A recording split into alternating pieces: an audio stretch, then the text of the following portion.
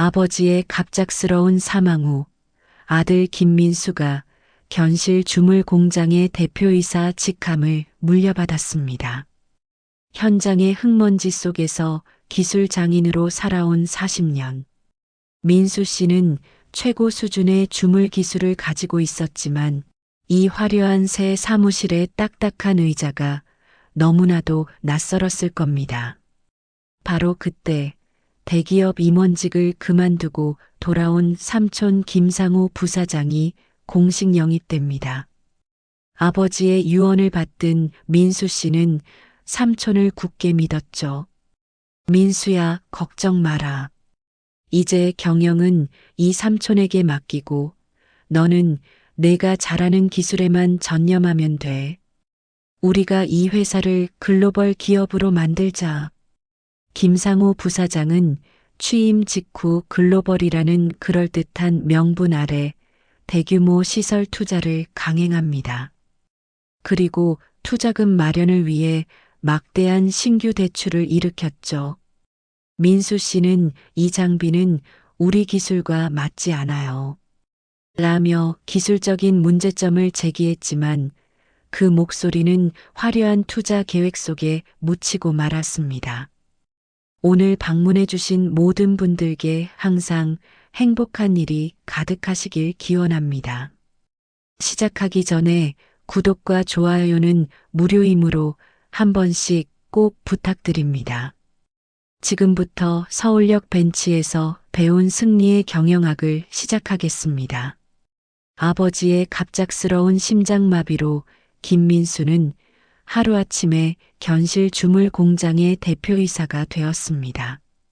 장례식장에는 아버지와 오랜 거래를 해온 사장들이 몰려와 조문을 했지만 그들의 눈빛에는 걱정이 가득했어요.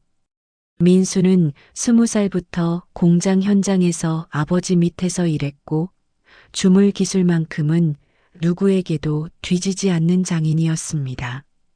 하지만 회사의 재무제표가 뭔지, 은행 대출은 어떻게 관리하는지 전혀 알지 못했어요. 장례를 치르고 일주일 뒤 민수는 아버지의 서재에서 봉인된 유언장을 발견했습니다. 삼촌 상우를 회사 경영진으로 영입하라고? 아버지, 왜 이런 말씀을?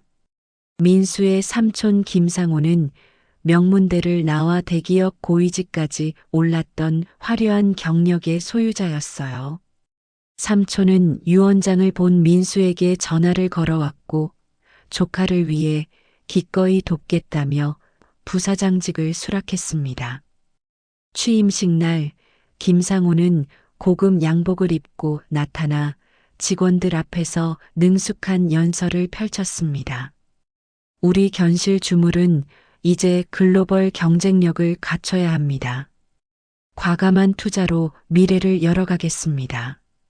취임 한 달 만에 김상우는 수십억 원 규모의 신규 설비 투자 계획을 들고 민수를 찾아왔어요. 민수는 현장 기술자의 직감으로 그 설비가 우리 공장 규모에 맞지 않는다고 지적했습니다. 삼촌, 이 설비는 우리한테 너무 과한 것 같은데요. 기존 라인 개선만으로도. 민수야, 경영은 기술과 달라. 선제적 투자가 성장의 열쇠지. 김상우는 민수의 반대를 무시하고 은행에서 대규모 대출을 일으켰습니다. 회사 통장 관리 권한도 차츰 자신에게로 옮겨왔고 30년 경력의 박 부장은 이상함을 느끼기 시작했어요. 사장님, 요즘 자금 흐름이 좀 이상합니다. 한번 확인해 보시는 게. 하지만 민수는 현장 일에 매달려 경영회의는 형식적으로만 참석했습니다. 그 사이 김상우는 자신의 대학 후배인 이영준을 재무이사로 앉혔고 박 부장은 점점 소외되었어요. 공장은 여전히 열심히 돌아갔지만 민수가 모르는 곳에서 회사의 빚은 눈덩이처럼 불어나고 있었습니다. 6개월 뒤 주요 거래처 사장이 민수에게 전화를 걸어왔습니다. 민수 사장, 이번 납품 대금이 한 달째 안 들어오는데 무슨 일이요? 민수는 그제야 뭔가 크게 잘못되고 있다는 걸 직감했지만 이미 늦어버린 뒤였습니다. 김상호는 주요 거래처들과 만날 때마다 웃는 얼굴로 악수를 나눴지만 계약서에는 독이 들어 있었습니다. 납품 단가를 원가보다 낮게 책정하고 대금 회수 기한은 비정상적으로 길게 잡았어요. 이영준 재무이사는 민수에게 보고하는 재무제표의 숫자들을 교묘하게 조작했습니다.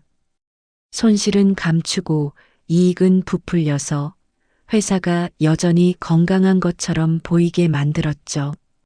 공장 현장에서는 이상한 일들이 하나둘씩 벌어지기 시작했어요. 과장님, 이번 달 원자재 대금을 못 갚아서 납품이 끊겼대요. 민수는 작업이 자꾸 멈추자 삼촌을 찾아가 따졌습니다. 삼촌, 현장이 돌아가질 않아요. 자금 관리 좀 제대로 해주세요. 요즘 시장이 어려워서 그래. 조금만 참으면 좋아질 거야.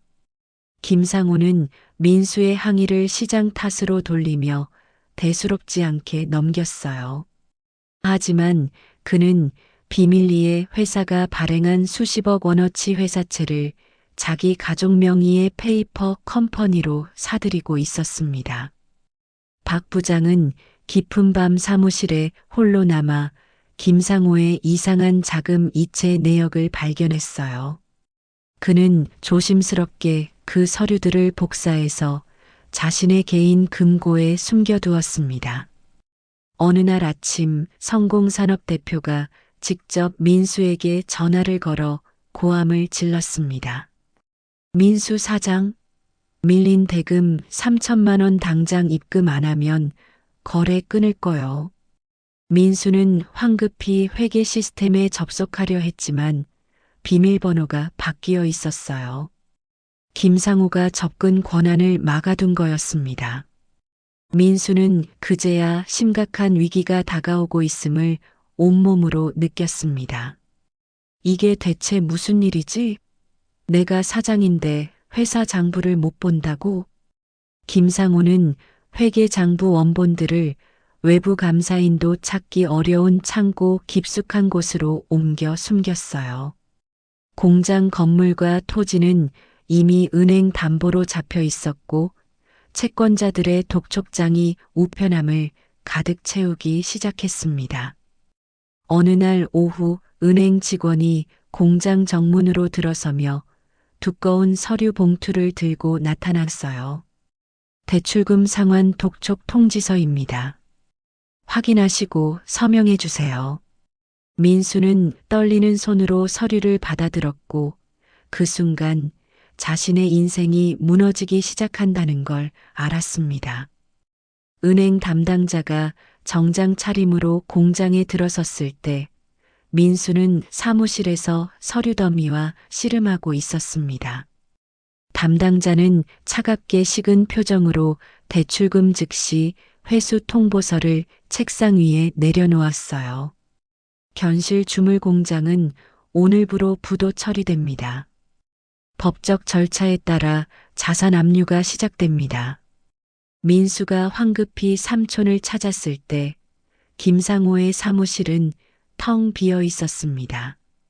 책상 위에는 한 장의 사임서만 덩그러니 놓여 있었고 거기엔 모든 책임을 민수에게 떠넘기는 내용이 적혀 있었어요. 민수는 서랍을 뒤지다가 김상호가 급하게 버린 듯한 쪽지 뭉치를 발견했습니다. 거기엔 해외 계좌 번호와 수백억 원 규모의 자금 이체 내역, 그리고 내일 출국 예정이라는 메모가 있었죠. 이 미친, 삼촌이 회사 돈을 다 빼돌렸구나. 민수는 곧바로 경찰서로 달려가 신고했지만 경찰은 난처한 표정을 지었습니다. 증거 서류가 없으면 수사가 어렵습니다. 회계 장부라도 가져오셨나요? 그 시각 김상호는 이미 모든 증거를 인멸하고 공항으로 향하고 있었어요. 다음 날 아침 분노한 채권자들이 트럭을 몰고 공장에 들이닥쳤습니다. 그들은 기계를 부수고 사무실 유리창을 깨뜨리며 난동을 부렸어요. 김민수 그 사기꾼 어디 있어? 당장 나와. 민수는 폭력적으로 변한 군중을 보며 온몸이 얼어붙었습니다. 그날 밤 민수는 가족의 안전을 위해 집을 떠나기로 결심했어요. 아내와 아이들이 잠든 새벽 그는 배낭 하나만 메고 조용히 현관문을 나섰습니다. 다음 날 언론에는 견실 주물 공장 부도 김민수 대표의 무리한 경영 실패라는 기사가 대서특필되었어요. 김상호가 해외에서 뿌린 거짓 정보였습니다. 민수의 아내는 남편의 실종과 회사 파산 소식에 넋을 잃었습니다. 이웃들의 수군거림과 채권자들의 협박 전화를 견디지 못하고 그녀는 짐을 싸서 시골 친정으로 내려갔어요. 그날 밤 민수는 서울의 한적한 공원 벤치에 몸을 웅크렸습니다. 차가운 11월 바람이 얼굴을 때렸지만 마음은 그보다 더 차갑게 식어갔어요. 내가 기술만 믿고 경영을 몰랐던 게 죄였어. 이 모든 게 내 잘못이야. 한편 공장에서는 법정 관리인이 나타나 자물쇠를 채우고 생산 라인의 전원을 모두 내렸습니다. 30년간 쉬지 않고 돌아가던 주물 용광로의 불이 그렇게 꺼져버렸습니다. 서울역 지하도 구석, 민수는 판지 박스를 깔고 누워 추위에 떨었습니다. 한 달이 지나자 노숙 생활에도 어느 정도 적응이 되었지만 배고픔과 수치심은 여전했어요. 어느 날 저녁 쉼터 봉사자가 낡은 책 몇 권을 가져다 주었습니다. 아저씨, 이거라도 읽으면서 시간 보내세요. 경영학 책인데 누가 기증했대요. 민수는 떨리는 손으로 회계의 기초라는 제목의 책을 펼쳤습니다. 대차대조표, 손익계산서, 현금흐름표, 생전 처음 보는 단어들이 빽빽했지만 민수는 필사적으로 읽어내려갔어요. 낮에는 근처 대학교까지 걸어가서 건물 복도에 숨어 경영학과 강의를 몰래 엿들었습니다. 교수가 칠판에 쓰는 내용을 공책에 받아 적으며 민수는 왜 회사가 무너졌는지 하나씩 깨닫기 시작했죠. 아버지, 제가 기술만 알고 경영을 몰라서 이렇게 된 겁니다. 제 잘못이에요. 밤마다 가로등 불빛 아래서 책을 읽으며 민수는 복수를 다짐했습니다. 한편 부도 처리된 견실 주물은 세안투자라는 이름 모를 법인의 헐값으로 넘어갔어요. 어느 날 민수는 버려진 신문에서 그 기사를 발견하고 등기부등본 내용을 자세히 읽었습니다. 세안투자의 주소가 낯익었어요. 그곳은 김상호가 예전에 법률 자문을 받던 변호사 사무실 주소와 똑같았습니다. 삼촌이 또 회사를 손에 넣으려는 거구나. 이번엔 내가 당하지 않을 거야. 12월 어느 추운 밤 민수는 서울역 앞에서 특이한 광경을 목격했습니다. 고급 승용차에서 내린 중년 남성이 노숙자들에게 담배를 나눠주고 있었어요. 그 남자는 깔끔한 코트를 입고 있었지만 노숙자들과 편하게 농담을 주고받았습니다. 철수 형님 또 오셨네. 오늘도 사업 잘 되셨어요? 그럭저럭 살아가지 뭐. 자, 이거 받아. 남자는 노숙자들에게 명함까지 뿌리며 웃었고 곧 차를 타고 사라졌습니다. 민수는 떨어진 명함 하나를 주워 들었어요. 거기엔 최철수, M&O 컨설팅 대표라고 적혀 있었습니다. 일주일 뒤 최철수가 다시 나타났을 때 민수는 용기를 내어 다가갔습니다. 저 좀 도와주실 수 있나요? 경영을 배우고 싶습니다. 최철수는 민수를 위아래로 훑어보며 날카로운 눈빛을 보냈습니다. 경영을? 노숙자가? 재미있는데. 자네 이름이 뭔가? 민수는 떨리는 목소리로 자신의 이야기를 털어놓기 시작했고 최철수는 팔짱을 낀 채 끝까지 들어주었습니다. 최철수는 민수의 이야기를 듣고 나서 날카로운 질문을 던지기 시작했습니다. 주물 공정에서 탄소 함량이 주조성에 미치는 영향을 설명해봐. 지금 당장. 민수는 당황하지 않고 차분하게 대답했어요. 용탕 온도, 냉각 속도, 합금 성분까지 20년 경력 장인만이 알 수 있는 깊이로 설명했습니다. 최철수의 눈빛이 달라졌어요. 좋아. 자네 멘토가 되어주지. 대신 각오해야 돼. 내 밑에선 죽기 살기로 배워야 하니까. 최철수는 자신의 과거를 간략하게 털어놓았습니다. 30년 전 주먹 세계에서 이름을 날렸지만 감옥에서 나온 뒤 완전히 다른 사람이 되었다고 했어요. 기업 인수합병이라는 합법적 전쟁터에서 새로운 인생을 시작했고 지금은 중견 기업들의 M&O를 전문으로 다루고 있었습니다.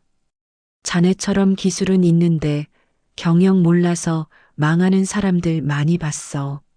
안타까운 일이지. 그날부터 민수는 최철수에게 1:1 강의를 받기 시작했습니다. 자본 구조, 주식 희석, 경영권 분쟁, 적대적 인수. 낯선 용어들이 쏟아졌지만 민수는 스펀지처럼 흡수했어요. 일주일 뒤 최철수는 민수에게 제안했습니다. 이제 노숙 생활은 접어. 내 사무실 창고에서 지내면서 일 배워. 월급은 못 주지만 밥은 먹여줄게. 민수는 2달간의 노숙 생활을 정리하고 최철수의 컨설팅 사무실로 들어갔습니다. 낮에는 서류 정리와 청소를 하고 밤에는 M&O 관련 계약서들을 읽으며 공부했어요. 어느 날 저녁 최철수가 두꺼운 파일을 민수 앞에 던졌습니다. 자네 복수 자금 마련할 첫 목표물이야. 대진금속이라고 들어봤나? 대진금속은 특수합금 특허를 보유한 중견기업이었지만 경영진의 방만한 운영으로 재정난에 시달리고 있었어요. 민수는 파일을 읽다가 눈이 번쩍 떠졌습니다. 이 회사 기술이면 주물 공정과 결합하면 엄청난 시너지가 나올 텐데요. 그래, 바로 그거야. 이 회사의 소액 주주들을 모아서 경영권 분쟁을 일으킬 거야. 최철수는 복잡한 M&O 전략을 칠판에 그리며 설명했습니다. 현 경영진의 실적 부진을 공격하고 주주들에게 새로운 비전을 제시하며 적절한 시점에 경영권을 탈취하는 계획이었어요. 민수는 대진금속의 기술 자료를 분석하며 며칠 밤을 새웠습니다. 공장 설비 가동률, 제품 불량률, 기술 인력 현황. 현장 장인의 눈으로 회사의 진짜 가치를 파악했죠. 철수 형님, 이 회사 겉으로는 망해가는 것 같지만 핵심 기술은 살아있어요. 경영만 바꾸면 됩니다. 바로 그때 뉴스에서 익숙한 이름이 들려왔습니다. 견실 주물 공장을 인수한 김상호 신임 대표이사가 오늘 취임식을 가졌습니다. 민수는 주먹을 불끈 쥐었습니다. 삼촌이 결국 제3자 명의로 회사를 되찾아 당당히 대표 자리에 앉은 거예요. 기다려, 삼촌. 이번엔 내가 제대로 배워서 돌아갈 테니까. 최철수는 민수의 어깨를 툭 쳤습니다.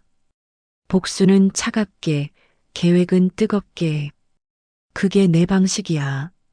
민수와 최철수 팀은 석 달간 치밀하게 대진금 속의 소액 주주들을 찾아다녔습니다. 경영진의 실망한 주주들은 하나둘씩 민수팀의 제안에 귀를 기울이기 시작했어요. 최철수는 주주들에게 현 경영진의 방만한 경영 실태를 담은 보고서를 나눠주었습니다. 여러분의 투자금이 엉뚱한 곳에 낭비되고 있습니다. 이대로 가면 회사는 망합니다. 대진금 속 경영진은 민수팀의 움직임을 감지하고 방어 조치에 나섰어요. 백기사를 찾아 나섰고 독약 조항까지 검토했지만 이미 주주들의 마음은 돌아선 뒤였습니다. 드디어 임시 주주총회가 열린 날 민수는 생애 첫 정장을 입고 단상에 올랐습니다. 저는 20년간 주물 현장에서 일한 기술자입니다. 대진금 속의 특허 기술이 얼마나 가치 있는지 누구보다 잘 압니다. 민수는 준비해온 사업 계획서를 펼치며 설명했어요. 대진금 속의 특수합금 기술을 주물 산업에 접목하면 국내 시장을 넘어 해외로도 진출할 수 있다고 했습니다. 주주들은 민수의 구체적이고 현실적인 비전에 고개를 끄덕였어요. 드디어 제대로 된 계획을 가진 사람이 나타났군요. 표결 결과 민수와 최철수 팀이 대진금 속의 경영권을 확보했습니다. 현 경영진은 쓸쓸히 짐을 싸서 떠났고 민수는 기술 고문직을 맡았어요. 최철수는 인수 후 즉시 구조조정에 착수했습니다. 불필요한 지출을 막고 핵심 기술 부서에 투자를 집중하자 회사는 빠르게 회복되기 시작했어요. 민수야, 이제 두 번째 목표로 갈 시간이야. 자네 옛 회사 말이야. 민수는 대진금 속 M&O로 확보한 자본금을 계산하며 가슴이 뛰었습니다. 그는 밤새 대진금 속의 기술과 견실 주물을 결합한 사업 계획서를 작성했어요. 두 회사가 합쳐지면 업계 1위는 물론이고 수출까지 가능한 경쟁력을 갖출 수 있었습니다. 한편 최철수 팀은 김상호의 과거를 파헤치기 시작했어요. 이 자식, 회사 인수 과정에서 자금 세탁 흔적이 보여. 증거만 확보하면 끝장낼 수 있어. 어느 날 민수에게 낯선 번호로 전화가 걸려왔습니다. 사장님, 저 박 부장입니다. 그동안 정말 죄송했습니다. 박 부장은 떨리는 목소리로 자신이 몰래 보관해둔 김상호의 횡령 증거를 아직 갖고 있다고 말했어요. 민수는 눈시울이 뜨거워졌습니다. 부장님 고맙습니다. 이제 제대로 끝을 볼 수 있을 것 같습니다. 최철수 사무실에서 민수와 최철수는 김상호를 압박할 최종 작전을 점검했습니다. 대진금 속으로 마련한 자금, 박 부장의 증거, 그리고 법률팀까지 모든 준비가 완료되었어요. 작전명은 되찾은 인생이야. 다음 주부터 본격적으로 움직인다. 민수는 창밖을 바라보며 1년 전 서울역 벤치에서 떨던 자신을 떠올렸습니다. 이제는 달랐어요. 기술뿐 아니라 경영을 아는 진짜 사장이 되어 돌아갈 준비가 끝났습니다. 삼촌, 이제 정산할 시간입니다. 민수의 눈빛에는 차갑고 단단한 결의가 담겨 있었습니다. 민수는 머리를 짧게 자르고 안경을 쓴 채 이준호라는 가명으로 김상호를 찾아갔습니다. 최철수가 만들어준 가짜 명함에는 JK 경영 컨설팅 이사라고 적혀 있었어요. 대표님, 좋은 인수 제안이 있어서 찾아뵙게 되었습니다.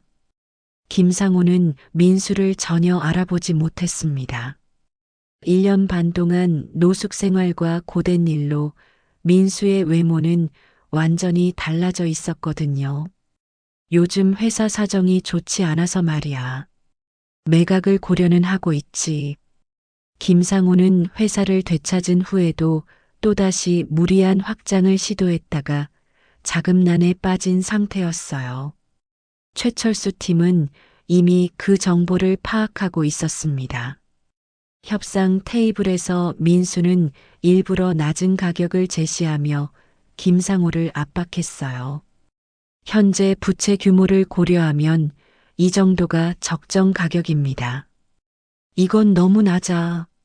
우리 회사 기술력을 무시하는 거 아닌가? 민수는 냉정하게 회사의 약점을 하나씩 지적했습니다. 김상호의 얼굴이 점점 굳어갔어요. 다음 날 민수는 공장 현장을 방문했습니다. 익숙한 주물 라인, 익숙한 기계 소리, 그리고 함께 일했던 직원들이 눈에 들어왔어요.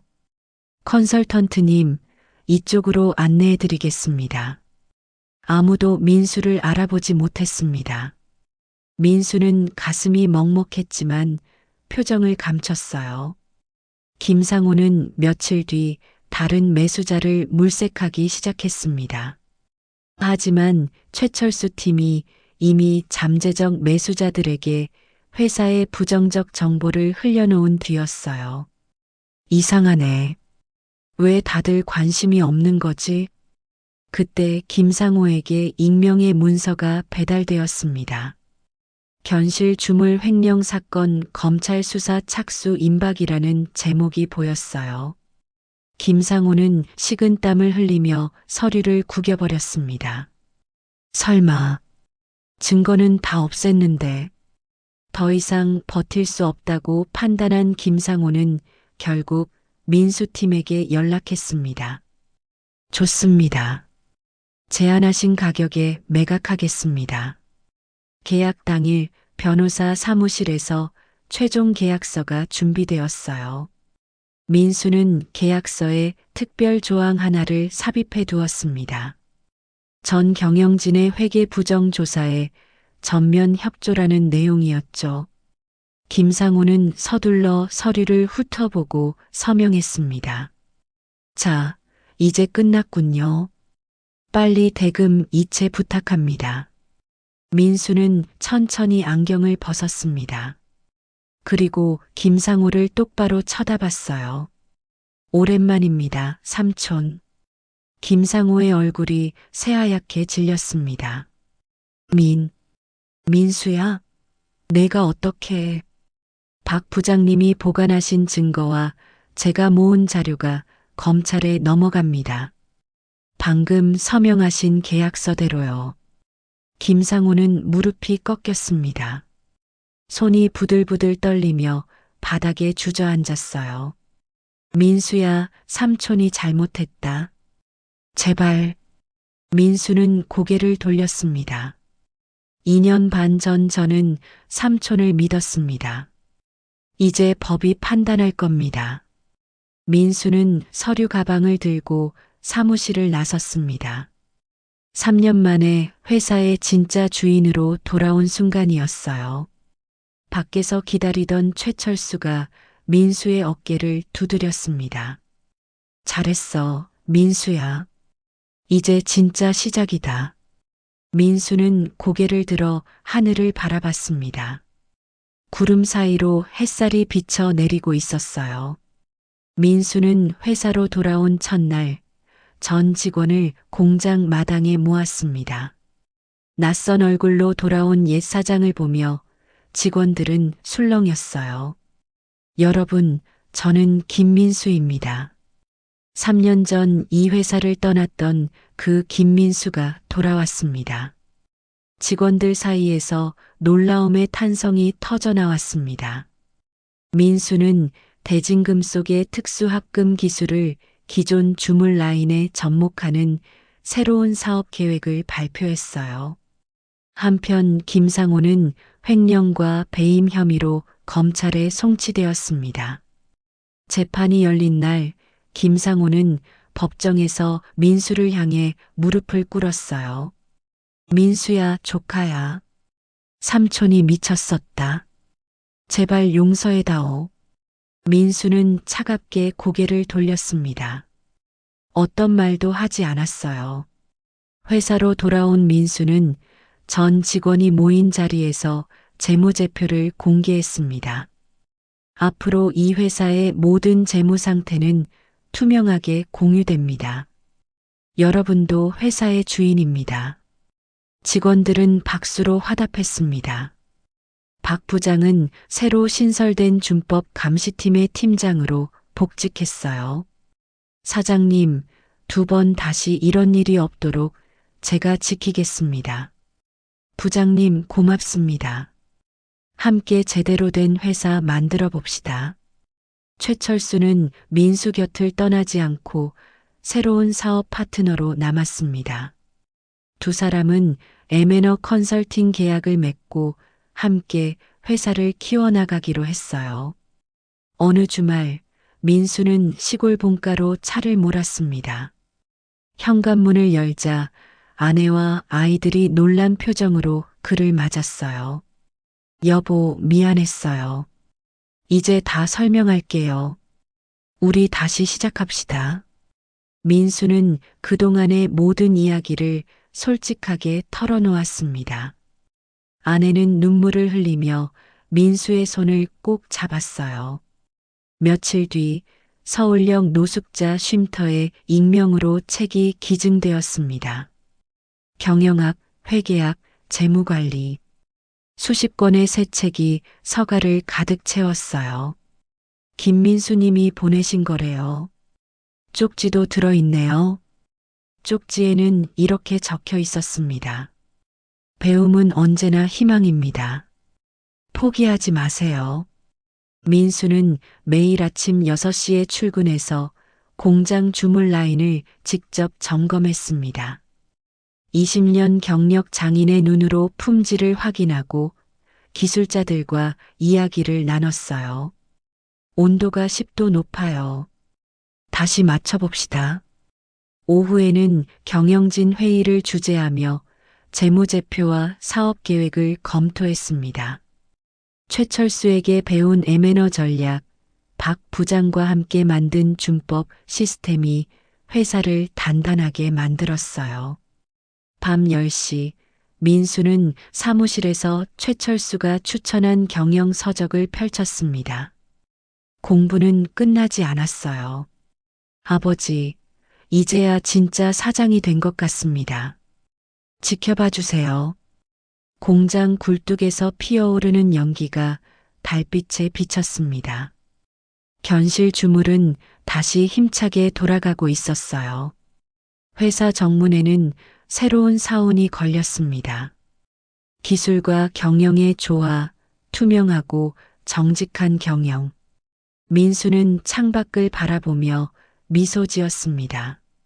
40대 중반, 그는 진짜 사장으로 다시 태어났어요.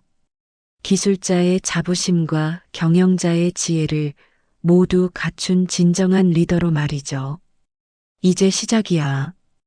앞으로 더 멀리 갈 거야. 견실 주물의 주물 라인은 오늘도 쉬지 않고 돌아갔고 민수의 새로운 인생도 힘차게 굴러가고 있었습니다. 오늘 이야기는 여기까지입니다. 오늘도 마음에 따뜻한 빛이 머무는 하루가 되시길 바랍니다. 서울역 벤치에서 배운 승리의 경영학이 마음에 남으셨다면 댓글로 함께 나눠주세요.